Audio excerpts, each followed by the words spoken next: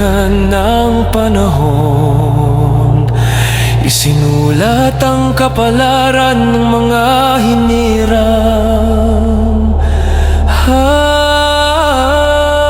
Nanginig ang 21 hari ng Kanaan sa lakas ng mga anak ni Jacob. Hindi tabak ang kanilang inialay, kundi kapayapa ang di nawinasak. Ang tahot ay naging kasunduan, at ang digmaan ay tumahimik sa harap ng Amang Yahwa na nagtatanggol sa kanyang mga pinili. Sa dilim, ikaw ang liwanag. Sa takot, ikaw ang kapayapaan. Ang iyong tipan ay hindi nagbabago, pag-ibig mong walang hanggan.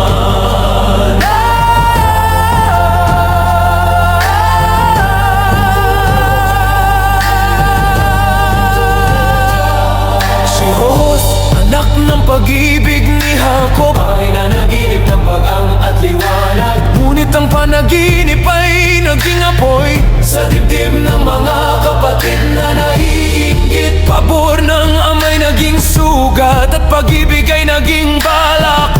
Isinugos siyang may mabuting hangarin, ngunit tinanggap ng pagtataksil. Sa mungkahi ni Ruben, siya'y hindi pinatay, kundi inihulog sa hukay na madilim buhay. Ngunit iniwan tahimik na sumisigaw sa lupa. Ipinagbili sa mga Midianita, at muli sa mga Ismaelita. Sa luhat hirap siya'y dinala sa daang patungong Ehipto.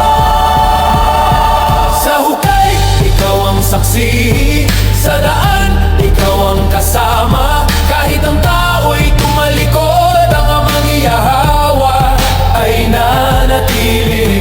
Bumalik si Ruben sa hukay, ngunit wala na ron si Jose. Napunit ang kanyang puso sa pagsisisi, ngunit huli na ang lahat. Dinungisa ng dugo ang kasuotan upang dayain ang pusong nagmamahal. At si Jacob ay umiyak sa langit sa pagkawala ng kanyang anak. Ipinagbili si Jose kay Potifar, lingkod ng paraon sa Ehipto. Ngunit ang tukso ay lumapit sa kanya sa tinig ni Zelika, asawang mapanlilang. Tinanggihan niya ang kasamaan, pinili ang kabanalan. Ngunit ang kasinungalingan ang nanaig, at siya'y dinala sa paghatol. Walang sala, ngunit ibinilanggo upang iligtas ang dangal ng sambahayan. Ang liwanag ay muling ikinulong sa loob ng kadiliman. Sa pitan, ikaw ang pag-asa. Sa katahimikan, ikaw ang awit. Ang pag-ibig mong banal ay hindi kailanman natitinag. Sa pitan, ikaw ang pag-asa. Sa katahimikan, ikaw ang awit. Ang pag-ibig mong banal ay hindi kailanman natitinag. Isinalaysay ang mga angkan ni Jacob, mga ugat ng bansang isisilang. At sa piitan si Jose ay naglingkod sa kaloob ng alahayan. Amang Yahwa ay nadi nakagapos, binigyang kahulugan ng mga panaginip sa mga pusong bihag din ng dilim. Sapagkat ang liwanag ng ang Yahwa ay hindi kayang ikadena. Binasbasan ni Isaac ang kanyang mga anak, at ang kanyang hininga ay nagpahinga. Hinati ang mga ari-arian. Esau ang kumuha ng yaman ng lupa, ngunit si Jacob ay pumili ng pangako. Ang lupain ng Kanaan, ang mana, at ang yungib ng Makpela bilang hantungan ng katawan sa lupa. Hindi ginto ang aming yaman, kundi ang salita Kahit ang iyong binitiwan, ang pangako mo'y aming pipiliin hanggang wakas ng panahon. Nanaginip ang paraon sa gabi at ang kanyang diwa'y nabagabag na bigo. Ang mga pantas at kamatayan ay iniutos, ngunit nalalala ang bilanggo. At si Jose dinala sa trono sa kaloob ng alahaya. Amang Yahawa ay pinaliwanag niya kasaganan at darating na tagutom.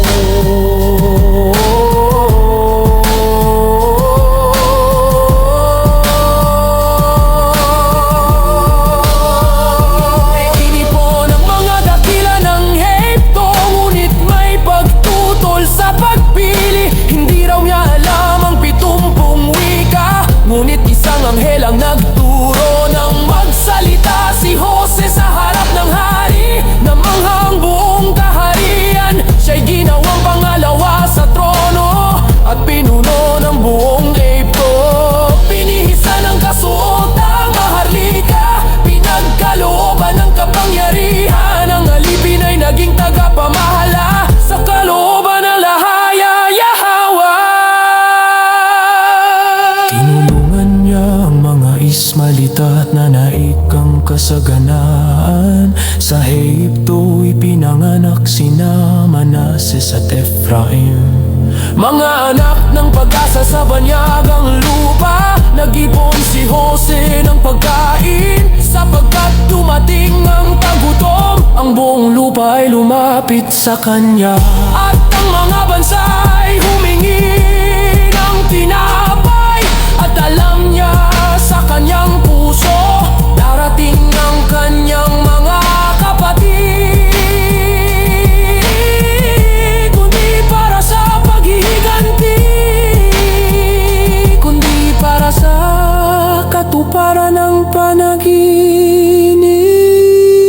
Sa bawat hukay may iyong plano, sa bawat luha may kaligtasan. Ang kadiliman ay hindi wakas, kundi daan patungo sa liwanag.